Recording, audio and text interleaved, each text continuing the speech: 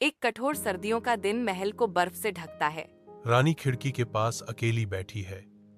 गिरती बर्फ के खिलाफ एक सिलहूट उसकी सांस कांच पर धुंध बनाती है। वह और ठंड के बीच एक क्षणिक बाधा।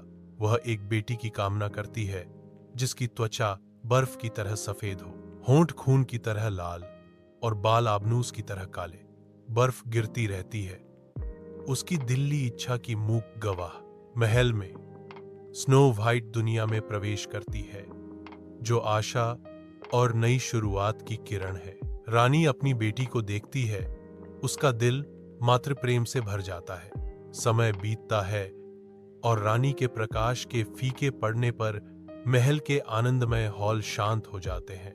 एक छाया राज्य पर पड़ती है क्योंकि रानी अपनी अंतिम सांस लेती है, जिससे स्नो व्हाइट मां के बिना रह जाती है। 1 साल बाद राजा फिर से शादी करने के लिए वेदी पर खड़ा है, क्योंकि महल के प्राचीन हॉल में एक नया अध्याय खुलता है। नई रानी सुंदर है, फिर भी एक ठंडी अभिमान उसकी विशेषताओं को ढकता है, जो भीतर उबलती ईर्ष्या का संकेत देता है। अपने कक्ष में अकेली रानी एक जादुई दर्पण में देखती है।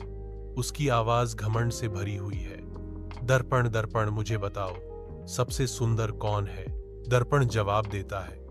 उसकी अलौकिक आवाज कमरे में गूंजती है।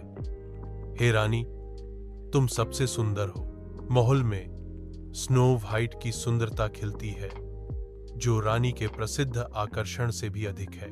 रानी अपने अलंकृत दर्पण का सामना करती है। उसका प्रतिबिंब उसकी बर्फीली दृढ़ता को दर्शाता है।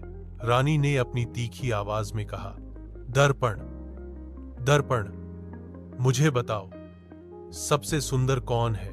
दर्पण जवाब देता है। उसका स्वर गंभीर है। स्नो व्हाइट अब तुमसे 1000 गुना ज्यादा खूबसूरत है। गुस्से से उसका चेहरा बिगड़ गया।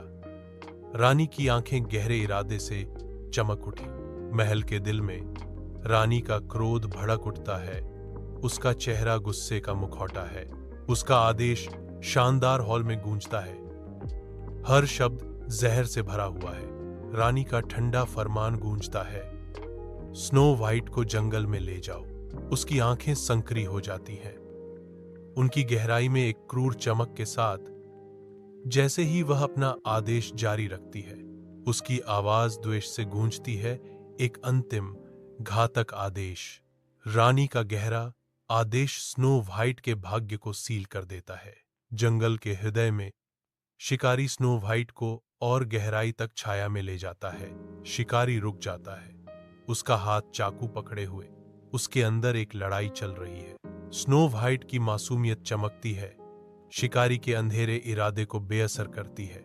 आंतरिक संघर्ष से फटा हुआ शिकारी का चेहरा उसके दर्दनाक फैसले को दर्शाता है। भारी मन से शिकारी स्नो व्हाइट को छोड़ देता है। भागो भागो और कभी वापस मत आना। स्नो व्हाइट घने जंगल में भाग जाती है। उसकी सांस ठंडी हवा में धुंधली हो जाती है।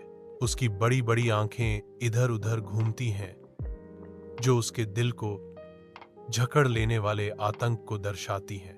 वह अकेली है, पूरी तरह से अकेली, एक ऐसी जंगल में जो कोई सांत्वना प्रदान नहीं करती।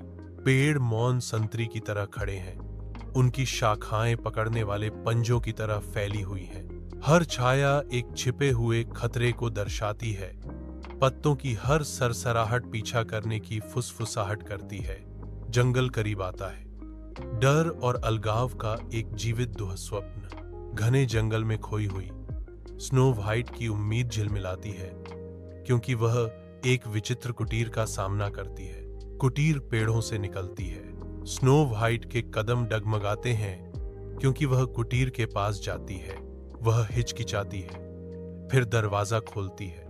दरवाजा खुलता है, उसे अज्ञात में आमंत्रित करता है। थकी हुई और भूखी स्नो व्हाइट सावधानी से बौनों की विचित्र कुटिया में प्रवेश करती है। वह 7 बिस्तरों में से प्रत्येक पर छोड़े गए भोजन और पेय का नमूना लेती है। उसकी थकान स्पष्ट है। थकान से उबरकर स्नो व्हाइट 7वें बिस्तर पर गहरी नींद में सो जाती है। जैसे ही शाम ढलती है, 7 बौने अपने रत्न खनन से लौटते हैं। सोई हुई सुंदरी को देखकर हैरान रह जाते हैं। प्यारे बौनों की झोपड़ी के अंदर स्नो वाइट अपनी कहानी साझा करती है। उसकी आवाज गर्म, आमंत्रित स्थान में धीरे से गूंजती है। दयालुता हवा में भर जाती है क्योंकि बौने स्नो वाइट को शरण देते हैं। उनके चेहरे गर्मजोशी और करुणा को दर्शाते हैं। एक अनकहा समझौता उनके समझौते को सील करता है। स्नो वाइट देखभाल प्रदान करेगी और बौने सुरक्षा प्रदान करेंगे। बौनों ने स्नो वाइट को कुटिया के दरवाजे के बाहर छिपे खतरों के बारे में चेतावनी दी, जिससे उनके भावों पर चेतावनी की छाया गहरा गई। बौने चेतावनी देते हैं, किसी के लिए भी दरवाजा मत खोलो। कुटीर नई आशा और आशंका से भरा है क्योंकि स्नो वाइट अपने अनिश्चित भविष्य पर विचार करती है। शांत जंगल में रानी का चेहरा गुस्से से मुड़ जाता है क्योंकि जादुई दर्पण स्नो वाइट के स्थायी जीवन को दर्शाता है। अंधेरे संकल्प से प्रेरित होकर रानी एक परिवर्तन शुरू करती है। उसका शाही सार कुछ दुष्ट में घुल जाता है। उसकी बेहतरीन पोशाकें एक बूढ़ी फेरी वाली महिला के साधारण कपड़ों में बदल जाती हैं। उसकी युवा सुंदरता की जगह उम्र आ जाती है। जैसे ही वह कुटिया की ओर बढ़ती है, उसकी आवाज कर्कश फुसफुसाहट में बदल जाती है।